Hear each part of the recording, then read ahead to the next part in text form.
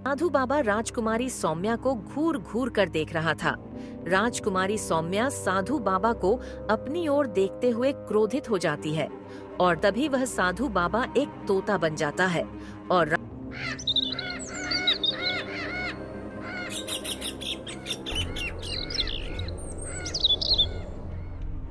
एक राज्य में एक राजकुमारी रहती थी जिसका नाम सौम्या था। वह बहुत ही सुंदर थी। उसको घूमने का बहुत शौक था। वह जंगल में रोज घूमने और नदी में नहाने जाया करती थी। एक दिन पिताजी, मैं जंगल में घूमने और नदी में स्नान करने जा रही हूँ। अरे राजकुमारी सौम्या, नदी में स्नान करने की क्या जरूरत है? हमारा इतना बड़ा विशाल महल है, इतने बड़े बड़े स्नान घर हैं, तो तुमको नदी में स्नान करने जाने की क्या जरूरत है? तुम यहाँ पर भी तो स्नान कर सकती हो। अरे पिताजी, मैं नदी में स्नान करने इसलिए जाती हूँ क्योंकि मुझे नदी में स्नान करने से बड़ा आनंद मिलता है, और जो आनंद नदी में स्नान करने से मिलता है वह इन स्नान घरों में खा मिलता है। और साथ ही मैं जंगल भी घूम आती हूँ और जंगल घूमकर भी मुझे बहुत अच्छा लगता है। ठीक है राजकुमारी सौम्या, तुम जाओ जंगल में स्नान करने, क्योंकि तुम हमारी बात तो सुनती नहीं हो, तो भला कहने से क्या फायदा। तुमको जो ठीक लगे वो करो। अरे पिताजी, ऐसी कोई बात नहीं है। मैंने आपकी बातों का कभी उल्लंघन नहीं किया है।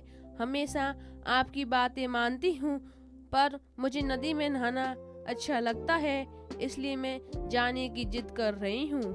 ठीक है राजकुमारी, तुम जंगल जाओ। राजकुमारी सौम्या जंगल में स्नान करने चली जाती है और वहीं पास में नदी के किनारे एक तपस्वी अपनी साधना में लीन था और सौम्या को यह पता नहीं था। और राजकुमारी सौम्या नदी के किनारे पहुंचकर नदी में स्नान करने उतर जाती है। राजकुमारी सौम्या की आवाज से साधु बाबा की तपस्या भंग हो जाती है और वह इधर उधर देखता है तो उसको सौम्या नजर आती है। साधु बाबा राजकुमारी सौम्या को घूर घूर कर देख रहा था। राजकुमारी सौम्या साधु बाबा को अपनी ओर देखते हुए क्रोधित हो जाती है और नदी से बाहर आकर साधु बाबा से बोलती है। अरे ढोंगी बाबा, तुम इस नदी के किनारे तपस्या नहीं बल्कि लड़कियों के यौवन को देखने आते हो, इसलिए मैं तुम्हें श्राप देती हूँ कि तुम कुछ ही क्षण में एक तोता बन जाओगे। मुझे माफ कर दो राजकुमारी, मुझे क्षमा कर दो राजकुमारी। मैं कोई ढोंगी बाबा नहीं हूँ, बल्कि मैं एक तपस्वी बाबा हूँ।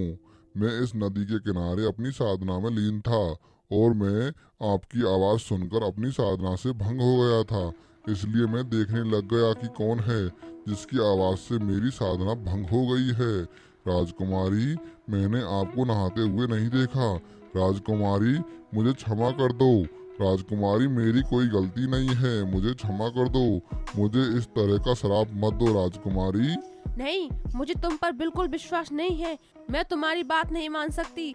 मैंने खुद अपनी आंखों से देखा था, तुम मुझे घूर घूर कर देख रहे थे और तुम कोई तपस्वी बाबा नहीं बल्कि एक ढोंगी बाबा हो, ढोंगी बाबा। नहीं राजकुमारी, मैं सत्य बोल रहा हूँ। मैं ढोंगी बाबा नहीं, मैं एक तपस्वी बाबा हूँ। मैं तो बस अपनी साधना कर रहा था। मुझे नहीं पता था कि आप यहाँ पे नहाने आती हो। अगर मुझे पता होता तो मैं यहाँ पे कभी भी तपस्या करने नहीं आता राजकुमारी जी। जो भी हो, पर अभी श्राप वापस नहीं लिया जा सकता, पर मैं तुम्हें इस श्राप से मुक्त होने का रास्ता बता सकती हूँ। कैसा रास्ता राजकुमारी जी, कैसा रास्ता? तुम इस श्राप से तभी आजाद हो पाओगे जब तुम्हारी आवाज सुनकर तुमसे कोई बात करेगा और तुम उसको अपनी पूरी घटना बताओगे और तुम उसको लेकर राजमहल आओगे, तभी तुम इस श्राप से मुक्त हो सकते हो। और हाँ, तुम्हारी आवाज हर कोई नहीं सुन पाएगा। तुम्हारी आवाज सिर्फ एक सच्चा और ईमानदार इंसान ही सुन पाएगा। ठीक है राजकुमारी जी, आपने जैसे बोला मैं वैसे ही करूँगा। तभी वह साधु बाबा एक तोता बन जाता है और राजकुमारी अपने राजमहल वापस चली जाती है। और जब भी जंगल में कोई भी इंसान आता तो तोता बोलता, अरे कोई सुन रहा है क्या? अरे कोई सुन रहा है क्या मेरी आवाज? मैं एक बोलने वाला तोता वह तोता गांव-गांव जाता, कभी किसी के घर पहुंच जाता, ऐसे ही बोलता रहता। अरे कोई सुन रहा है क्या मेरी आवाज? कोई सुन रहा है क्या मेरी आवाज? अगर कोई सुन रहा है तो मुझे बताओ, मुझसे बात करो। लेकिन उसे तोते की आवाज कोई नहीं सुनता है और वह तोता गांव में भटकता रहता है और भटकने के बाद वापस जंगल पहुंच जाता है और वही पास के गांव में एक रामू नाम का गरीब लकड़हारा रहता था। वह बहुत ईमानदार और परिश्रमी व्यक्ति था। दादी माँ, मैं जंगल लकड़ियाँ काटने जा रहा हूँ और जल्दी ही वापस आ जाऊंगा। बेटा रामू, तुम रोज ही तो जंगल जाते हो लकड़ियाँ काटने। ऐसा करो, आज तुम घर ही रहो और आराम करो।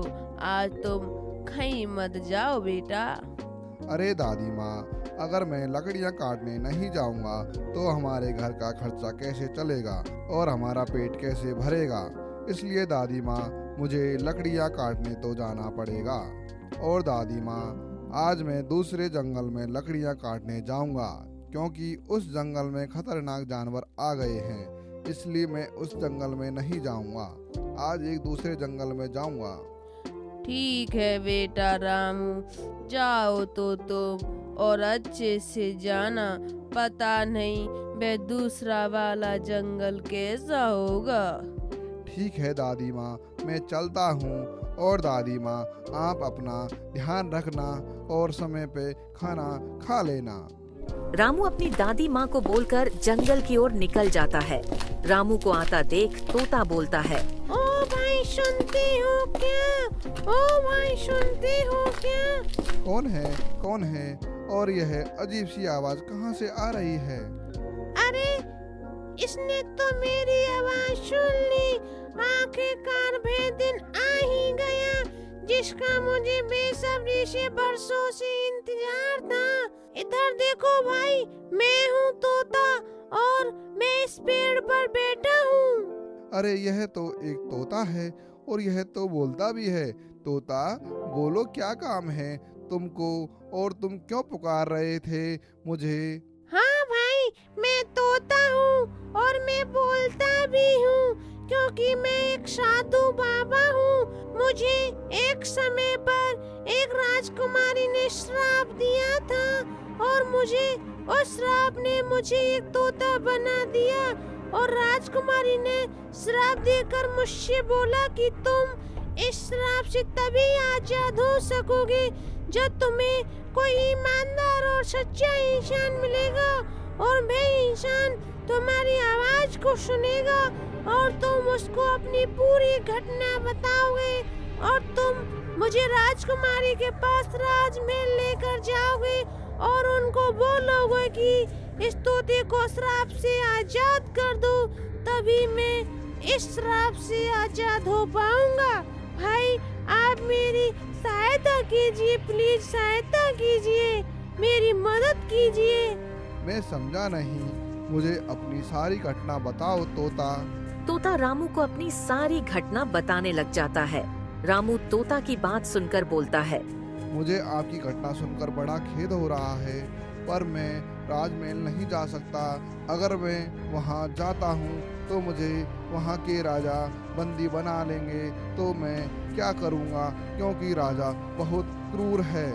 नहीं भाई, ऐसा कुछ नहीं होगा।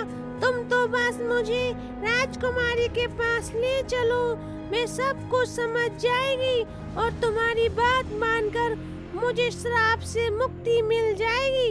नहीं, मैं नहीं जा सकता तोता। ऐसा मत बोलो, मुझे बरसों के बाद तुम मिले हो, मुझे तुम्हारा बेसब्री से इंतजार था। अगर तुम मुझे श्राप से मुक्ति नहीं दिलाओगे तो मैं जिंदगी भर तोता बनकर ही रह जाऊंगा। ठीक है, पर तुम्हें मेरे साथ मेरे घर चलना होगा क्योंकि मैं अपनी दादी माँ से पूछकर ही राजमहल जा सकता हूँ, उनको बिना बताए नहीं जा सकता, अन्यथा वो बहुत दुखी होंगी। जैसी तुम्हारी इच्छा, चलो चलते हैं तुम्हारे घर। तोता और रामू घर के लिए निकल जाते हैं। घर पहुंचकर रामू अपनी दादी माँ से बोलता है। दादी माँ, यह एक तोता है और यह तोता मुझे जंगल में मिला था और यह तोता बोलता भी है क्योंकि ये एक साधु बाबा है, क्योंकि उसको एक राजकुमारी ने शराप दिया था और उसी रात से यह एक तोता बन गया। तब से यह तोता के रूप में ही है और इस तोता को अब इस शराप से मुक्त होना है, इसलिए ये हमारी मदद मांग रहा है। क्या साधु बाबा और तोता, यह कैसे संभव है? रामू तोते की सारी घटना अपनी दादी माँ को बता देता है। मुझे तुम्हारी घटना सुनकर बड़ा दुख हुआ, पर मैं अपने बेटे को राज में नहीं भेज सकती क्योंकि वहाँ जाना खतरे से खाली नहीं है। अगर मेरा बेटा भाग गया और राजा को गुस्सा आ गया और उसने उसको बंदी बना लिया तो मेरा क्या होगा? फिर मैं तो जीते जी मर जाऊंगी। नहीं माँ जी, आप जैसा बोल रही हो बेशक कुछ नहीं होगा। मैं आपको वचन देता हूँ कि मैं आपके बेटे को सही सलामत घर वापस भेज दूंगा। बस मेरी आपसे हाथ जोड़कर विनती है कि आप आपके बेटे को मेरे साथ भेज दो ताकि मैं इस श्राप से मुक्त हो सकूं। ठीक है, तो तुम इतनी विनती कर रहे हो तो मैं अपने बेटे को तुम्हारे साथ भेज देती हूँ, पर ध्यान रखना मेरे बेटे को कुछ नहीं होना चाहिए और तुम कल सुबह होते ही राजमहल चले जाना। धन्यवाद माँ जी, आपका ये एहसान मैं जिंदगी भर नहीं भूलूंगा। आप दोनों मेरे लिए कोई भगवान से कम नहीं हो। आप दोनों ने मुझे फिर से एक नई जिंदगी दी है। अगले दिन सुबह होती है। तोता और रामू महल के लिए निकल जाते हैं। रामू दरबार में राजा के सामने जाता है और बोलता है, महाराज, मेरा नाम रामू है और मैं ही पास के गांव से आया हूँ और मुझे राजकुमारी जी से कुछ काम है, इसलिए मैं राजकुमारी जी से मिलना चाहता हूँ। कौन हो तुम और तुमको राजकुमारी सौम्या से क्या काम है? जो भी काम है पहले हमको बताओ, हम बता देंगे राजकुमारी सौम्या को।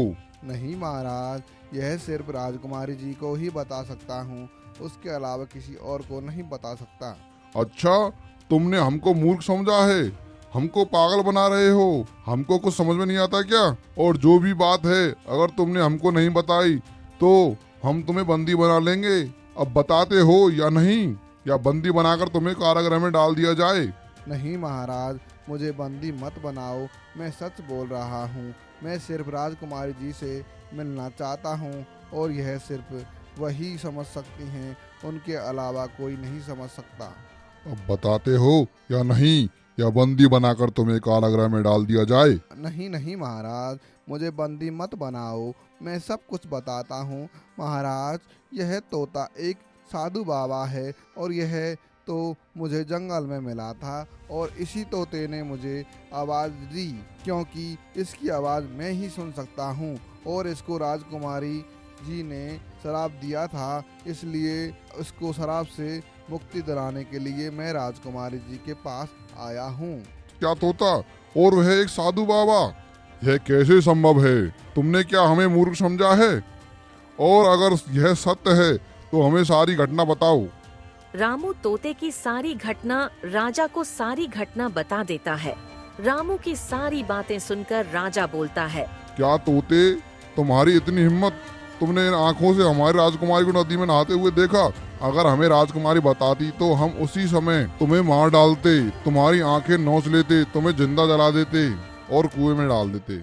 नहीं नहीं महाराज, आप सोच रहे हो ऐसा कुछ नहीं है। बस राजकुमारी जी को एक गलतफहमी हुई थी और उसे गलतफहमी की वजह से इस साधु बाबा को श्राप दे दिया था राजकुमारी जी ने। हमें कुछ नहीं पता सैनिकों, इस तोते को मार डालो और इस व्यक्ति को भी साथ में बंदी बना लो। नहीं नहीं महाराज, ऐसा मत करो, हमने भला किसी का क्या किया है, हम तो बस राजकुमारी जी से मिलने आए हैं। तभी वहाँ राजकुमारी आ जाती है। राजकुमारी तोते को देख बोलती है, अरे ये तो भाई तोता लग रहा है जिसको मैंने कुछ समय पहले नदी के किनारे श्राप दिया था। बेटी राजकुमारी सौम्या, क्या तुम इस तोते को जानती हो? और यह जो तोता श्राप वाली बात कर रहा है, क्या यह बात सत्य है? हाँ पिताजी, यह सत्य बोल रहे हैं। इस तोते को मैंने कुछ समय पहले श्राप दिया था और मैंने ही इनको यहाँ आने के लिए बोला था। हाँ हाँ राजकुमारी जी, मैं वही तोता हूँ जिसको आपने श्राप दिया था। और राजकुमारी जी, आपने जैसा बोला मैंने वैसा ही किया। ये देखो, ये वही व्यक्ति है जिसने मेरी आवाज सुनी और मेरी सारी घटना सुनी, और मैं इस व्यक्ति को आपके पास ले आया राजकुमारी जी। हाँ राजकुमारी जी, यह तोता सही बोल रहा है। मैं जंगल में लकड़ियाँ काटने जाया करता था। जिस जंगल में जाता उस जंगल में खतरनाक जानवर आ गए, इसलिए मैं उस जंगल की बजाय दूसरे जंगल में लकड़ी काटने गया था। तभी मुझको यह तोता मिला। मैंने इसकी आवाज़ सुनी और इससे बात की तो इसने मुझे अपनी सारी घटना बताई और मैं इसके साथ आपके पास आ गया। तो आखिरकार तुम्हें इतने समय बाद वह व्यक्ति मिल ही गया जिससे तुम इस श्राप से मुक्त हो सको। हाँ राजकुमारी जी, अब तो आप मुझे इस श्राप से मुक्त कर दीजिए। हाँ राजकुमारी जी, आपने जैसे बोला मैं आपके इस राजमहल में आ गया।